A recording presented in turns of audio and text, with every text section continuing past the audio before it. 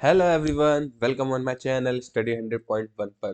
तो जैसा कि अब हमें पता चल चुका है, यूपी पुलिस कांस्टेबल की भर्ती आ चुकी हैं, जो कि 60,000 प्लस भर्तियां हैं।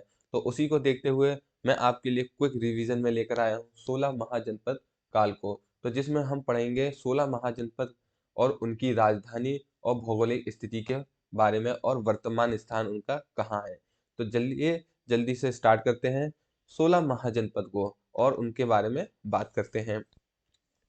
तो 16 महाजनपद के राज्य विभाजन के बारे में बात करेंगे। तो जो 16 महाजनपदों का राज्य विभाजन है वो मैंने आपको समझने के लिए इस तरीके से बना रखा है जिससे आपको पढ़ने में बिल्कुल भी मुश्किल ना हो। तो चलिए स्टार्ट करते हैं।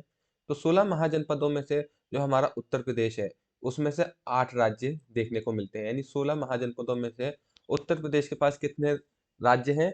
तो 8 राज्य देखने को मिलते हैं। फिर आता है अगला बिहार। तो बिहार के पास हमें देखने को मिलते हैं 3 राज्य। कितने राज्य हैं बिहार के पास? 3 राज्य हैं।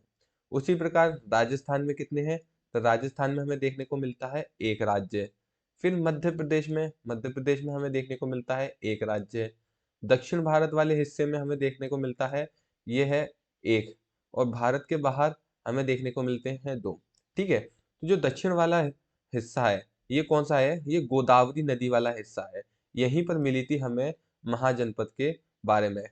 आपको एक फैक्ट बता दूं इसमें, ये जितने भी महाजनपद थे सभी किसी न किसी नदी के किनारे ही बसे हुए थे। इसी प्रकार जो भारत के बाहर हैं जो 2 हैं, तो ये किस नदी के किनारे थे? ये सिंधु नदी के किनारे बसे हुए थे, जो कि आज का अफगानिस्तान और पाकिस्तान है। उस समय क्या हुआ करता था? ये पूरा अखंड भारत हुआ करता था। तो महाजनपद की जानकारी हमें मिलती है बौद्ध ग्रंथ से और जैन ग्रंथ से।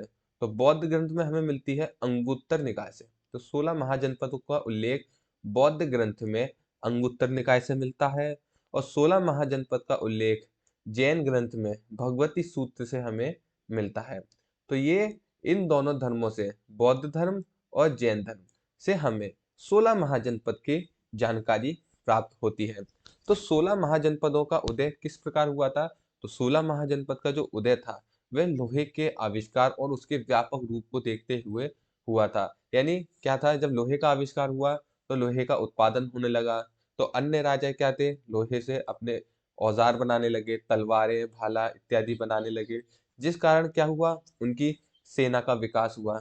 सेना के विकास से क्या हुआ कि उनका राज्य प्रबल होता चला गया। फिर लोहे के आविष्कार को किस में यूज किया जाने लगा था? खेती बाड़ी में यूज किया जाने लगा, जो कि कम पैदावार पहले होती थी तो लोहे के व्यापक रूप से अधिक उत्पादन होने लगा था। तो इस कारण 16 महाजनपद और जो भी महाजनपद थे तो उनका उदय होने लगा और उनमें क्रांति आने लगी। तो जो 16 महाजनपद की जानकारी हमें मिलती है वे हमें मिलती है 6ठी शताब्दी से। कब से मिलती है? 6ठी शताब्दी से देखने को हमें मिलती है। याद रखिएगा, वेरी वेरी इंपॉर्टेंट। किस समय से देखने को मिलती है? 6ठी शताब्दी से हमें 16 महाजनपदों की जानकारी मिलती है। क्लियर? तो अब बात करते हैं हम 16 महाजनपद की राजधानी, भौगोलिक स्थिति और उनके वर्तमान स्थल के बारे में। तो चलिए स्टार्ट करते हैं 16 महाजनपद। तो हमारा जो सबसे पहला महाजनपद है वह हमें देखने को मिलता है मगध। तो जो मगध महाजनपद है हमारा, ये सबसे शक्तिशाली जनपद था। ठीक है, कैसा जनपद था? ये सबसे शक्तिशाली महाजनपदों में से एक था। तो जो मगध महाजनपद है इसकी राजधानी क्या थी? राजगृह, वैशाली और पाटलिपुत्र इसकी राजधानी रही है। कौन कौन सी राजधानी रही है? तो इसकी राजधानी क्या थी? राजगृह, वैशाली और पाटलिपुत्र। और वर्तमान भौगोलिक स्थिति के बारे में बात करें तो आज का पटना और गया वाला स्थान है जो कि इसकी राजधानी रही थी। तो ये मगध के आसपास वाला क्षेत्र, यानी जो बिहार में आता है, कौन सा है? मगध के आसपास वाला क्षेत्र जो कि बिहार राज्य में हमें देखने को मिलता है। ठीक है। तो सबसे शक्तिशाली जो महाजनपद था, इन 16 महाजनपदों में से जो सबसे शक्तिशाली महाजनपद था, तो याद रखिएगा कौन सा था? तो वे था मगध महाजनपद। ठीक है। फिर है अंग। इसके बाद दूसरा कौन सा है? अंग। अंग की राजधानी क्या है? अंग की राजधानी है चंपा। याद रखिएगा, अंग की राजधानी क्या है? चंपा। तो ये कौन से क्षेत्र में पड़ता है? इसकी वर्तमान भौगोलिक स्थिति क्या है? भागलपुर और मुंगेर वाला क्षेत्र। कौन सा है, भागलपुर और मुंगेर वाला क्षेत्र हमें देखने को मिलता है, जो कि किस क्षेत्र में आता है, पूर्वी बिहार वाले क्षेत्र में हमें देखने को मिलता है। ठीक है, याद रखिएगा कहाँ देखने को मिलता है, हमें पूर्वी बिहार वाले क्षेत्र में देखने को मिलता है। क्लियर। इसके बाद है वज्जी।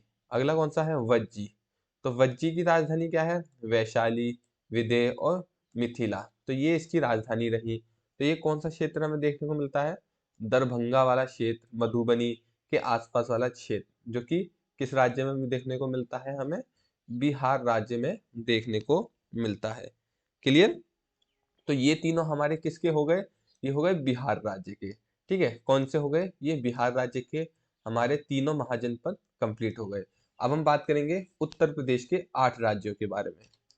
तो सबसे पहला पड़ता है इसमें काशी। कौन सा है, काशी हमें देखने को मिलता है। तो काशी की राजधानी क्या थी, वाराणसी। काशी की राजधानी क्या थी, वाराणसी। जो कि आज की भौगोलिक स्थिति क्या है इसकी, वाराणसी उत्तर प्रदेश हमें देखने को मिलती है।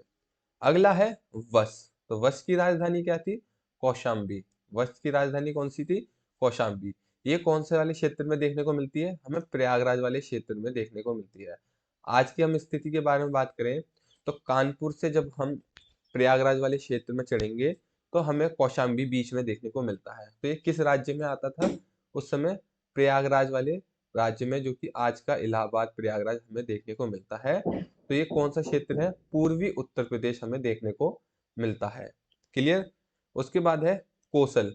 ठीक है, कोसल की राजधानी क्या है, श्रावस्ती। ठीक है, कोसल की राजधानी क्या है, श्रावस्ती। और ये अयोध्या के आसपास का क्षेत्र है।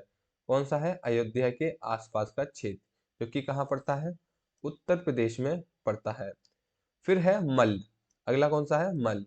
तो मल्ल की राजधानी क्या है, कुशावती। याद रखिएगा, मल्ल की राजधानी क्या है, कुशावती। तो ये किस क्षेत्र में हमें देखने को मिलती है, देवरिया उत्तर प्रदेश। ठीक है, कहाँ देखने को मिलती है, देवरिया उत्तर प्रदेश हमें ये क्षेत्र देखने को मिलता है। क्लियर। अगला है पांचाल। अगला कौन सा है, पांचाल। तो पांचाल की राजधानी क्या है, अहिशत्र और कंपिल्य।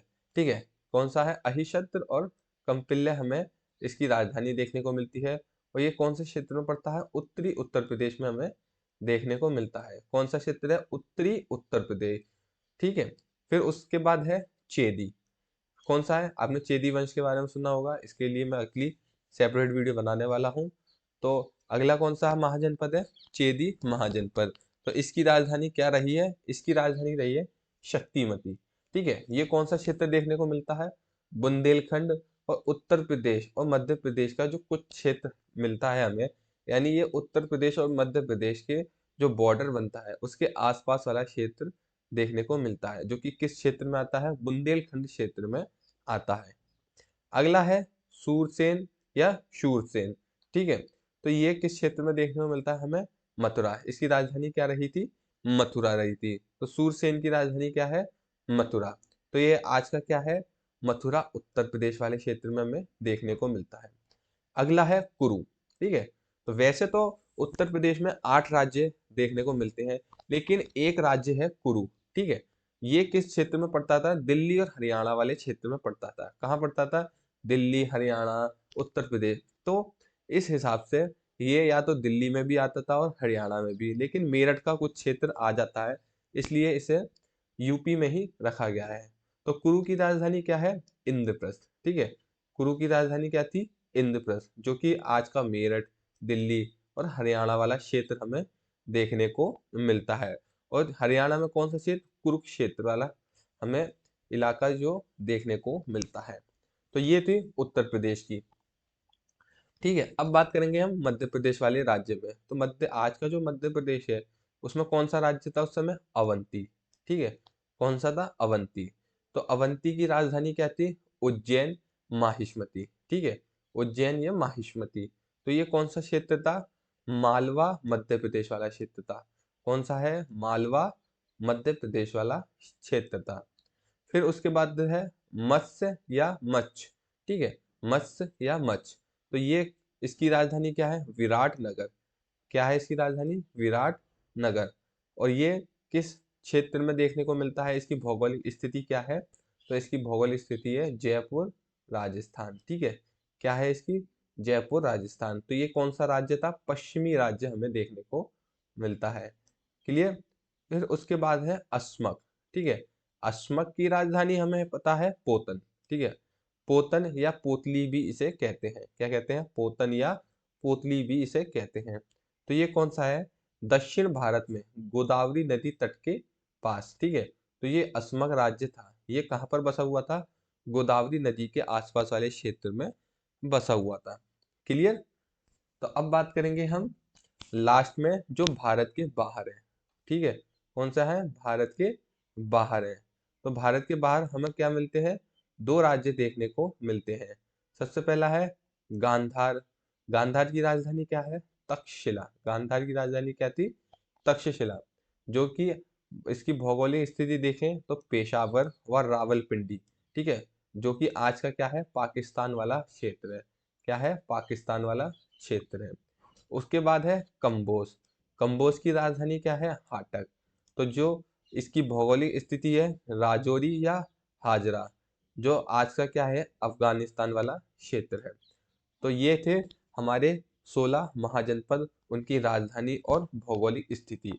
तो उम्मीद है आपको क्विक रिवीजन अच्छे से हो गया होगा और वीडियो भी काफ़ी आपको अच्छा लगा होगा। यदि आपको वीडियो अच्छा लगा हो तो प्लीज़ वीडियो को लाइक कीजिए, कमेंट कीजिए और चैनल को सब्सक्राइब करना ना भूलिएगा स्टडी 100.1 को।